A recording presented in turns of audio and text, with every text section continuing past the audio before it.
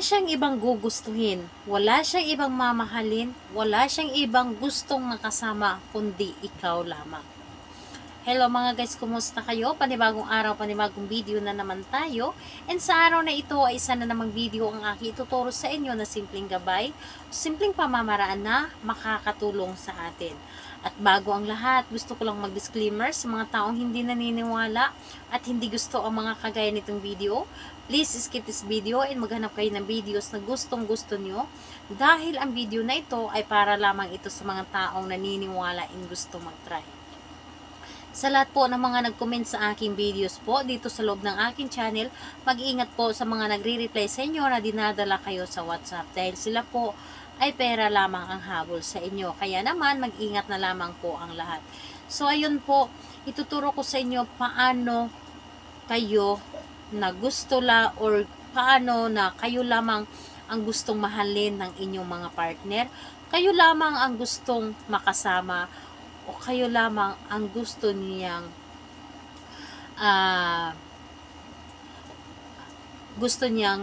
mamahalin habang siya po ay nabubuhay pa.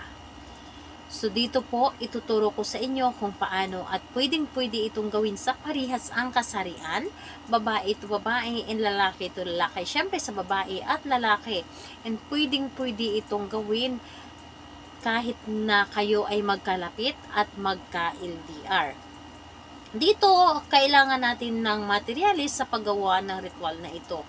Kailangan mo dito ng tissue or di kaya panyo. Tissue na ginamit mo pampunas ng inyong pawis. Yes po.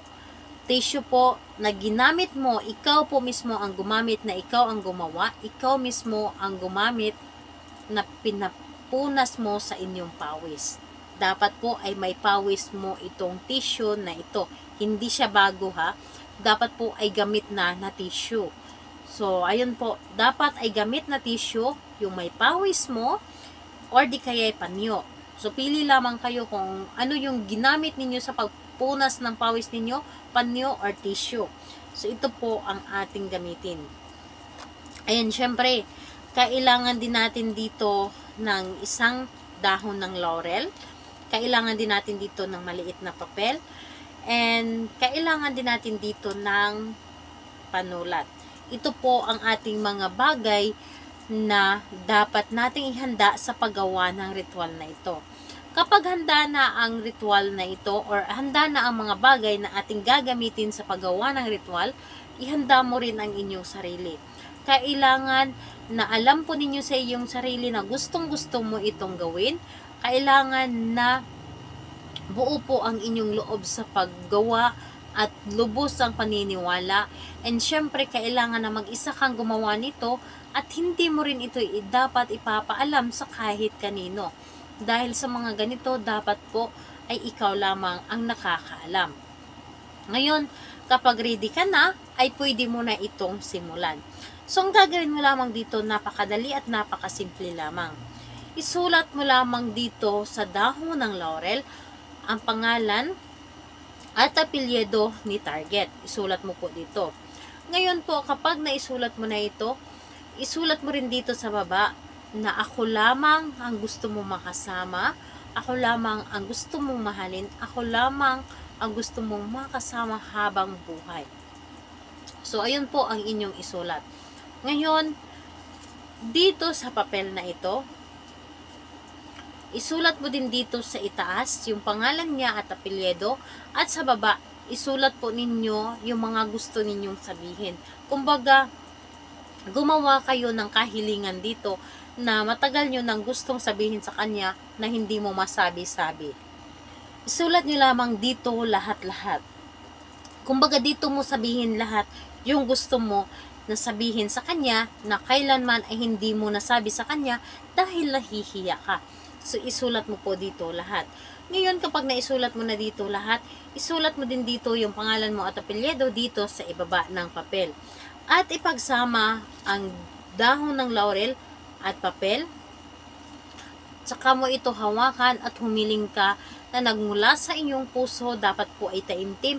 Hilingin po ninyo dito ang pangalan at apelyido ni target at sabihin mo na wala kang ibang mamahalin, wala kang ibang gustong makasama, at wala kang gustong nagiging masaya kundi ako lamang, o gustuhin mo o hindi ka mapakali hanggat hindi mo ako makikita, hindi mo ako makakasama, at gusto mo sa oras-oras, sa minuto, ako lamang ang iyong makikita sa iyong mga mata. So, hilingin mo dito na kailangan po na nagmula po sa inyong puso. Pagkatapos mo humiling dito, kunin mo ang inyong panyo or di kaya'y ang inyong tissue na ginamit na. Dapat yung panyo nyo din ay hindi mo ito labhan. Kapag panyo yung gamitin ninyo, dapat hindi ito labhan at dapat po ito ay nagamit mo sa pagpunas sa inyong pawis. So, ganun din po dito sa tissue. Pagkatapos ay ilagay lamang yung dahon ng laurel at papel at ibalot lamang siya. Ibalot mo lamang ang dahon ng laurel at papel na ito sa tissue or di kaya ay panyo. So, kailangan ibalot mo lamang ito ng maigi. And, ayun po, pagkatapos, ay ilagay mo lamang ito sa so, ayan po. Dapat po ay nakabalot na. And, ilagay mo lamang ito sa inyong wallet or di kaya ay bag. So, ilagay nyo lamang ito at asahan ninyo yung taong ginawa ninyo, mararamdaman ninyo kaagad kung ano man yung gusto niyang mangyari sa inyong relasyon, ano man yung gusto niya, and syempre mararamdaman mo na gustong-gusto kanyang makasama sa araw-araw. So, ayun po, gawin ito sa kahit anong araw at kahit anong oras, pero ang malakas na araw sa paggawa ng mga ganitong pamahiin, Friday and Tuesday po talaga. So, kung malakas yung energy ninyo, gawin ninyo ng kahit anong araw at kahit anong oras, basta malakas lamang ang energy ninyo. Kung may mga katanungan kayo, mag-comment naman sa baba upang ma-replyan ko po kayo. Bye-bye everyone. God bless us all.